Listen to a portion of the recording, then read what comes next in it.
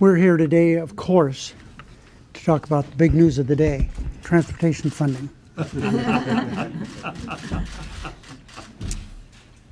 One big lesson that we learned from the King case is that Republicans were willing to manufacture crisis on health care for purely political purposes. The Supreme Court agreed that Republicans' case had no legal merit, none, but Republicans were willing to do anything to take health care away from millions of people. Scores of votes to repeal it. What a waste of the taxpayers' time. Scores of votes to repeal it. But having their attempt to manufacture crisis on health care rebuffed by the United States Supreme Court is not stopping the Republicans seeking to manufacture crisis everywhere else they can.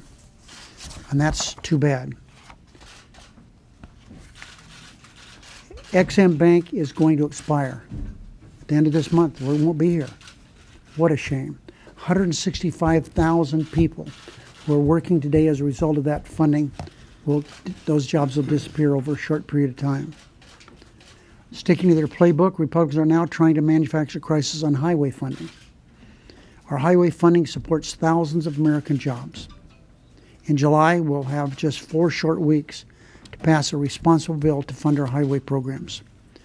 As we speak, no progress has been made in forging a bipartisan, long-term solution to fund our highway programs. The 60 or so votes to repeal Obamacare, 33 short-term extensions on the highway bill.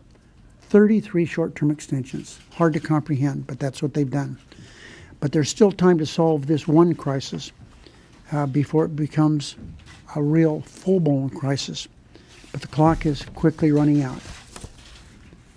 So I urge my Republican colleagues to start taking the responsibility to govern seriously and work with us to fund our highways in a responsible manner, not a 34th short-term extension. I'm so happy to be here with Leader Pelosi. And we had a short time, very short time, to reminisce a little bit before we came here. Healthcare bill passed the Congress for a number of reasons. But from my perspective, the major reason we were able to get this done is Nancy Pelosi. And I will always admire and appreciate you for that. Thank you very much, Leader Reid. I accept your compliment on behalf of the House Democrats, and I know the Senate Democrats as well, whose courage made the Affordable Care Act possible. When we planned a meeting today about jobs, little did we know that it would only be a short time after the Supreme Court announced its decision on the Affordable Care Act.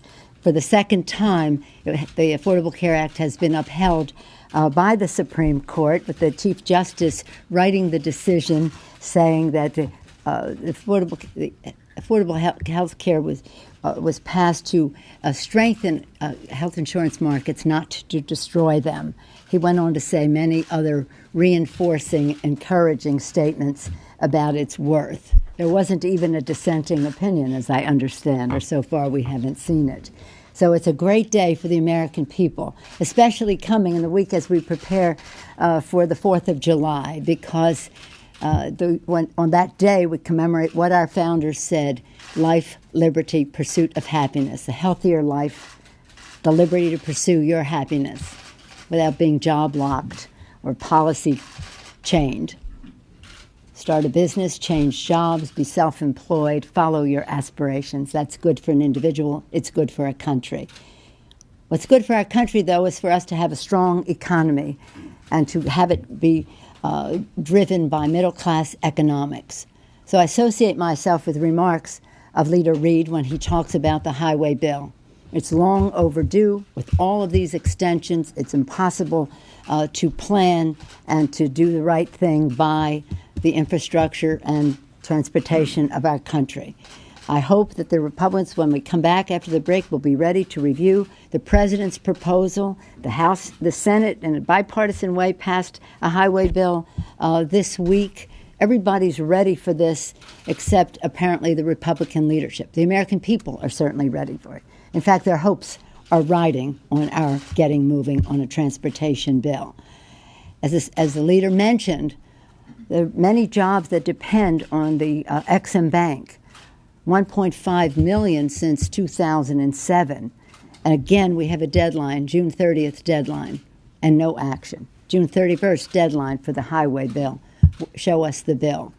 It's important to note that when the president took office, we were in a terrible situation brought to us by trickle-down economics. And with the president's approach of middle-class economics, we were able to, create millions of jobs, over 60 straight months of private sector job creation, some of it from the auto industry where it was on its heels at the time and reinvigorated by actions of Congress and the President of the United States. The market was under 7. It's now flirting with 18,000. Unemployment was 10.8%. It's now more like 5.5%. The deficit was $1.4 trillion. It's now under $500 billion, a 70% decrease. The list goes on. And, of course, apropos of this morning's decision, 17 million Americans having quality, affordable health care. So much has been done, but we still haven't had the full recovery because we really need to have bigger job investment that when the Republicans took the majority, they stood in the way of it. So we're calling upon the leadership to pass a highway bill, to pass the Ex-Im Bank legislation, to bring us to the table to debate a budget that enables us to do right by the American people. Again, to return to a middle-class economics versus the trickle-down. I'm very excited about today. We're very encouraged by it all, but we know more must be done for working-class families in America. We know the solutions: highway bill, Ex-Im, a budget, appropriations bills that promote growth, reduce the deficit, and create jobs. With that, I'm pleased to yield with a senior member of the Appropriations Committee in the United States, Deputy Leader Richard Durbin.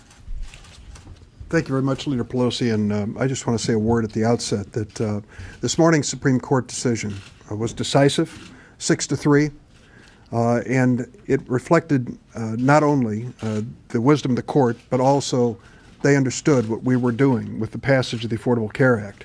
The Affordable Care Act would never have become law without the extraordinary leadership of our Democratic leader, Senator Reid, as well as then Speaker and still Democratic leader Nancy Pelosi. It was a Herculean effort, and I hope it's an indication to those who are now in control of Congress that important things can be achieved if you focus on them and work nonstop. I think there was a concurring opinion that came out this morning, not necessarily from the court, but from the American public, to the critics of the Affordable Care Act. Stop the nonstop criticism of this act. Stop wasting our time with vote after vote to abolish this law. Roll up your sleeves and work together on a bipartisan basis to make it more effective and stronger. That's what the American people sent us to do, and we should do it on a bipartisan basis. And while we're at it, the two major issues that face us in the closing weeks before the August recess, the end of the Ex-Im Bank means the end of 160,000 jobs across America. Do the Republican leaders want to take credit as job killers for 160,000 American jobs in companies that export overseas? And the failure to have a meaningful highway trust fund extension jeopardizes 700,000 jobs. The lack of Republican leadership on the Ex-Im Bank and on the highway trust fund could cost us almost 1 million jobs. That is something that we can avoid and should avoid by working together. The message and theme are very basic. We are going to stand up to help working families. We're going to help them make certain that they have affordable health insurance that covers their families when they really need it, and that they have the kind of jobs that allows them to sustain the American dream.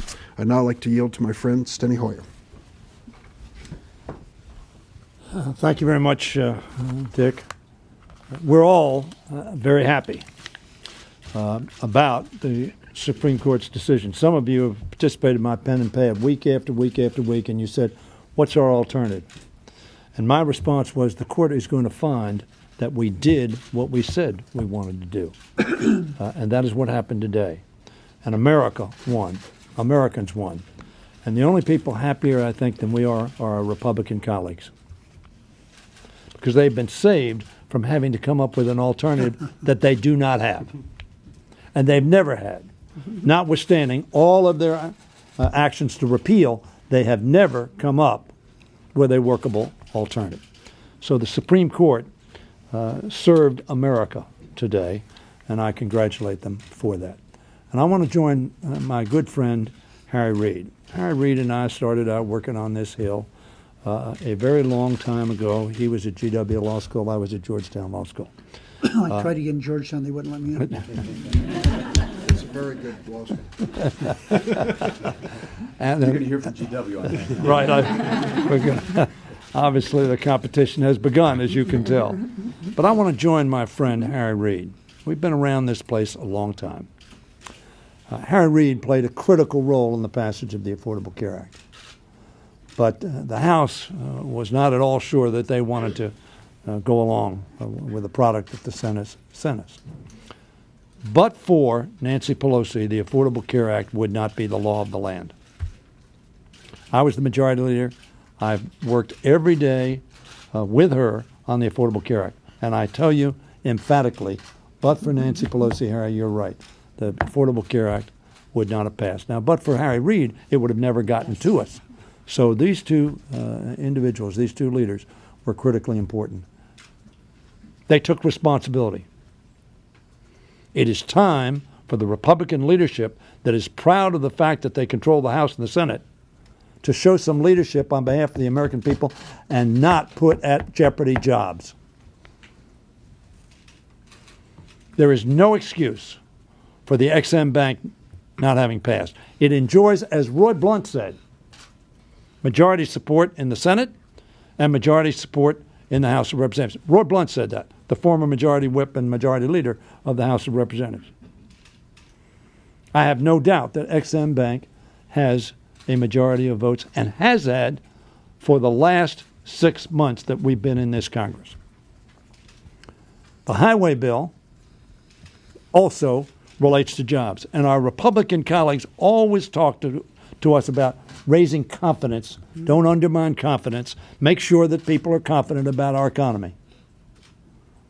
Not passing a highway bill and funding a highway bill has left governors, mayors, county executives, county commissioners, all at risk, and contracting, and people who construct our highways and repair our highways and build our bridges have left them with doubt as to what the funding is going to be available. And that costs us confidence in the economy, and it costs us jobs. So I would urge the Republican leadership, proud of its leadership, also needs to be proud of its products, and to bring XM Bank to the floor as soon as we return. They should have brought it before we left, but as soon as we return, and have in July a product for us to consider, or let's take the Senate bill, just as we could take comprehensive immigration reform. I'm pleased to join the leadership here of the House and the Senate in saying, let us pass XM Bank and the highway reauthorization.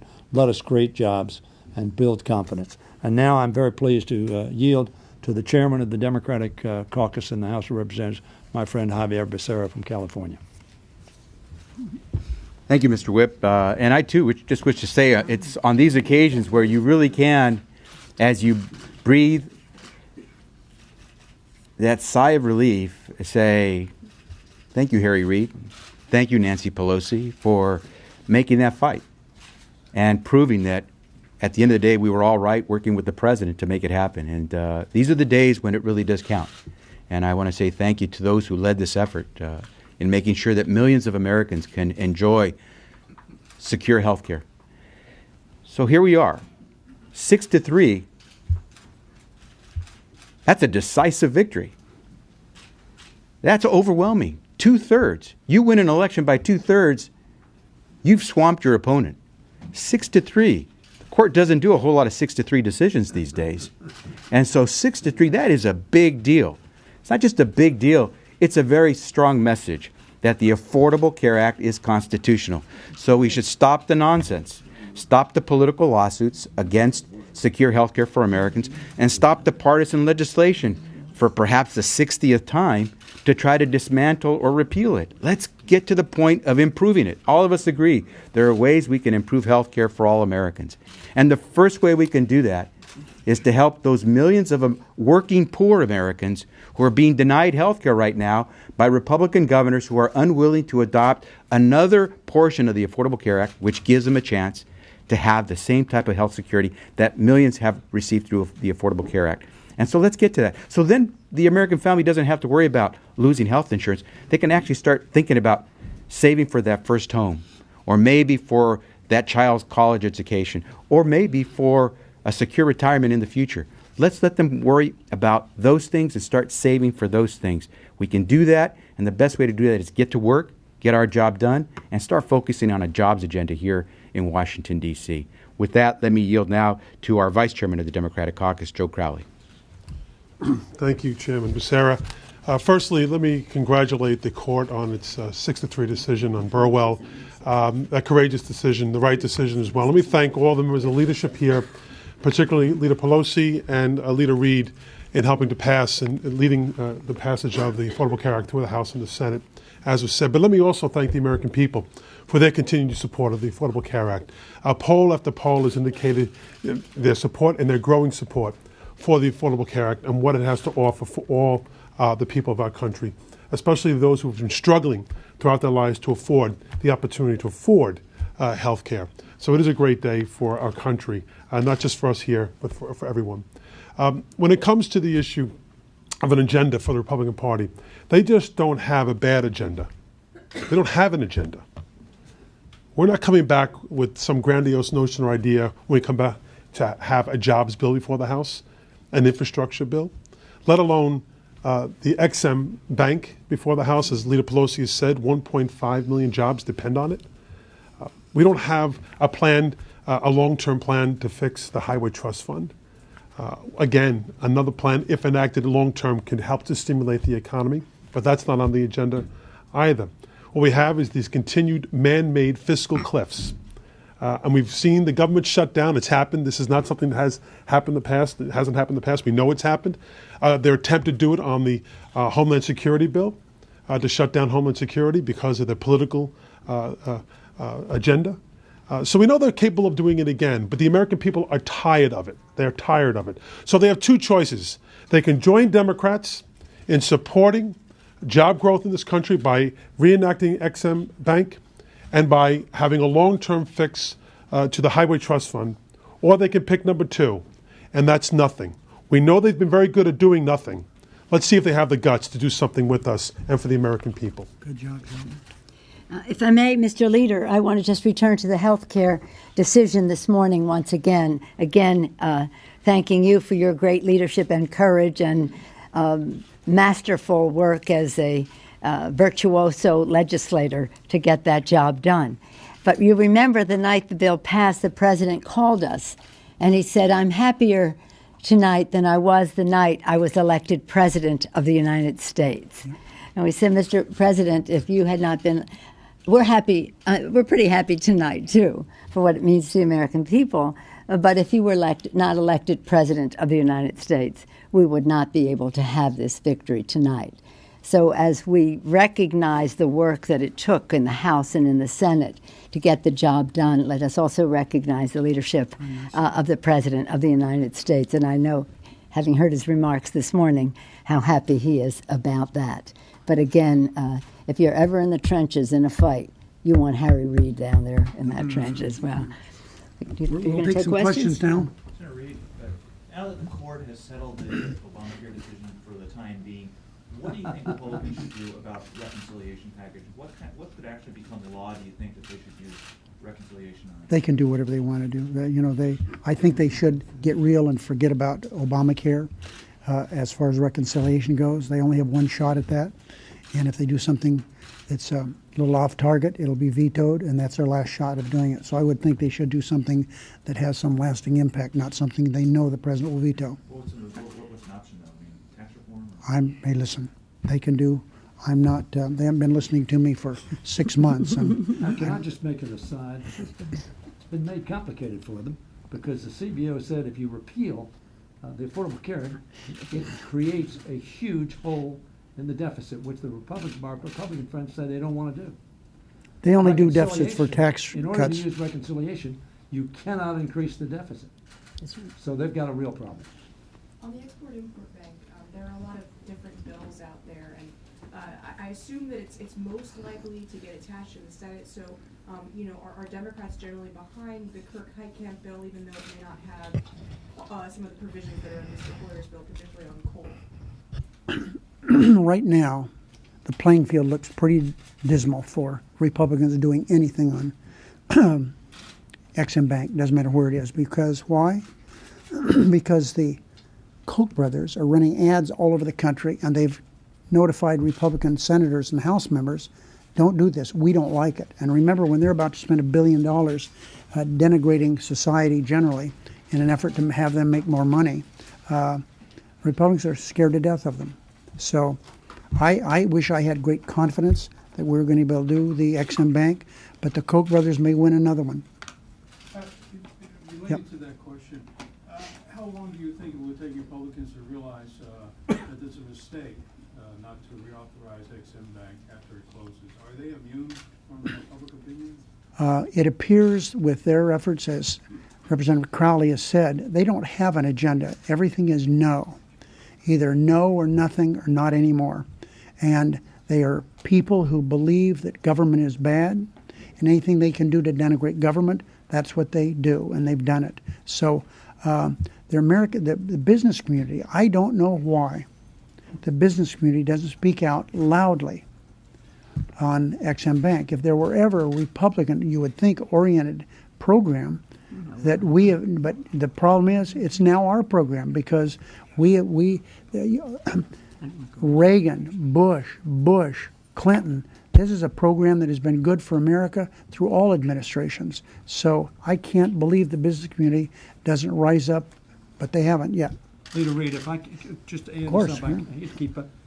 On April 30th, Speaker Boehner himself, and I'm quoting Speaker Boehner, the leader of the House who could put any bill on the floor that he wants to. Quote, there are thousands of jobs on the line that would disappear pretty quickly if the Ex-Im Bank were to disappear. They know the consequences. They have a responsibility to act. Senator Reid, Yes. I wanted to ask you and Senator Durbin, you both opposed Justice Roberts' confirmation, wondering if you now feel that you voted the wrong way on that. She smiled. Now that was sure a dirty trick, that question. Well, he on two different occasions on dealing with healthcare, he's done some really good work. The Supreme Court is an institution this country has.